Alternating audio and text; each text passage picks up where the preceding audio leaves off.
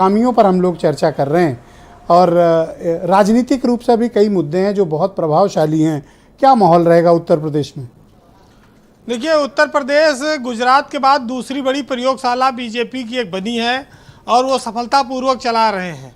अगर यूपी नहीं होगा तो बीजेपी केंद्र में सरकार नहीं बना सकती, ये भी साफ है।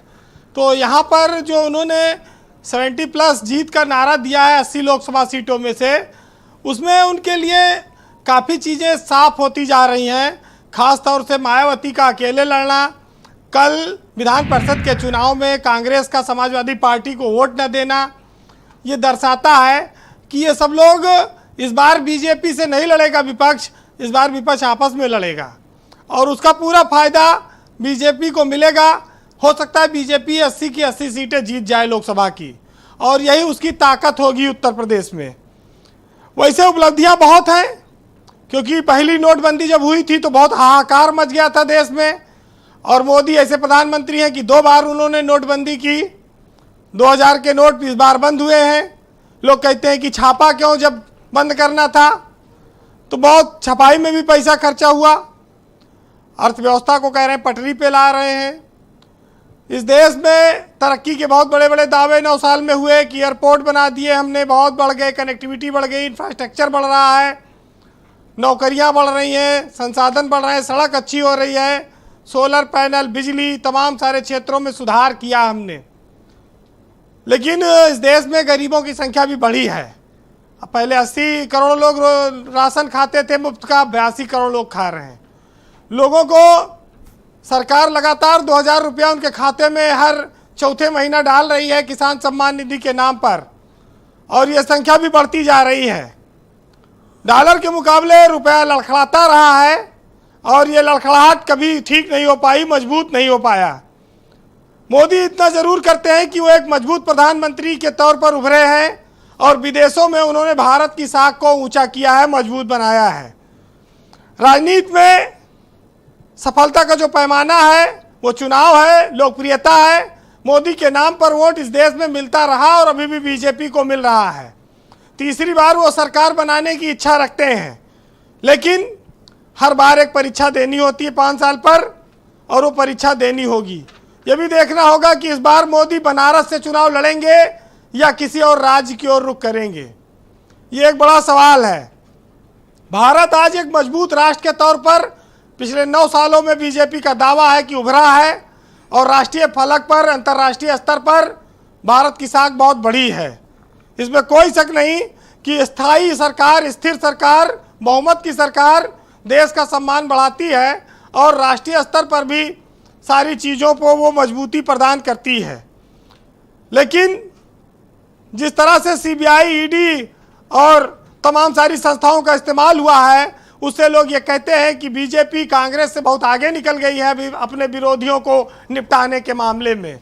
तो इसको भी एक उपलब्धि के तौर पर माना जाए कि इधर बोले नहीं, उधर सीबीआई का छापा पड़ा नहीं।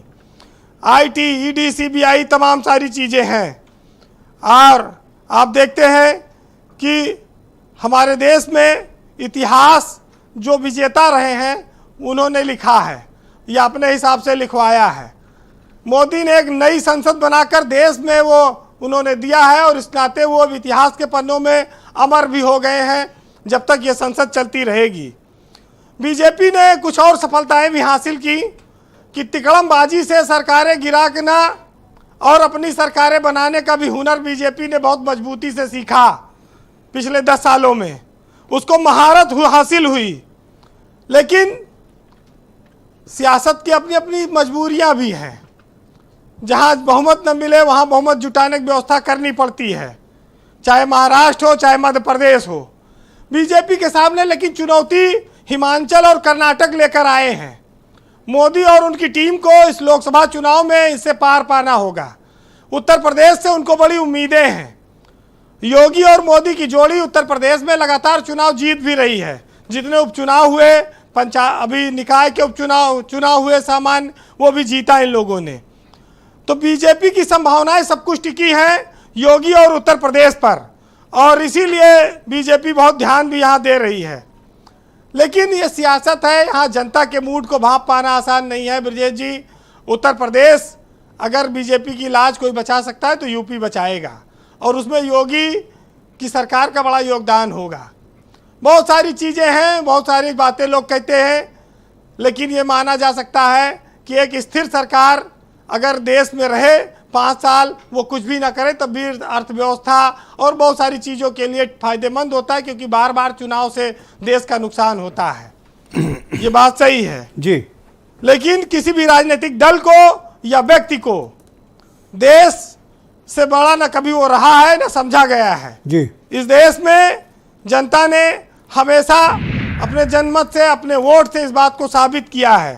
तो 5 साल पर लोगों को आता है चुनाव का मौका। देखिए, सर्जिकल स्ट्राइक जो पाकिस्तान में हुई थी, उस पर मोदी को बहुत बड़ा सहारा मिला। एक देश में राष्ट्रवाद की भावना तेजी से उभरी थी और उसी समय चुनाव हो गया था, उसका फायदा मिला था। आज 10 साल बाद कितनी एंटी इनकम्बेंसी है, ये चुनाव में आने वाले समय में देखना होगा, वक्त बताएगा। लेकिन ये जरूर है कि बीजेपी उत्तर प्रदेश से एडवांटेज में रहेगी, लाभ में रहेगी, वो अधिक से अधिक सीटें यहीं से जीतना चाहती है। वैसे नाकामी पे जो लोग आज बीजेपी को घेर रहे हैं, बीजेपी के पास हर नाकामी का एक जवाब है, नेहरू जी। और नेहरू पर एक कविता है, छोटी सी, सुनिएगा कि करता नेहरू धरता नेहरू और कत्ल करें ये मरता नेहरू। तिल भी नेहरू ताड़ भी नेहरू, गलत हुआ तो आड़ भी नेहरू, अच्छे हैं ये गाली नेहरू, गलती इनकी जारी नेहरू। प्लस है इनका माइनस नेहरू, हार्ड डिस्क है वायरस नेहरू, कार में नेहरू प्लेन में नेहरू, इनकी हर कंप्लेन में नेहरू। बहुत शुक्रिया वीरेंद्र जी, बहुत बहुत धन्यवाद, बहुत शुक्रिया।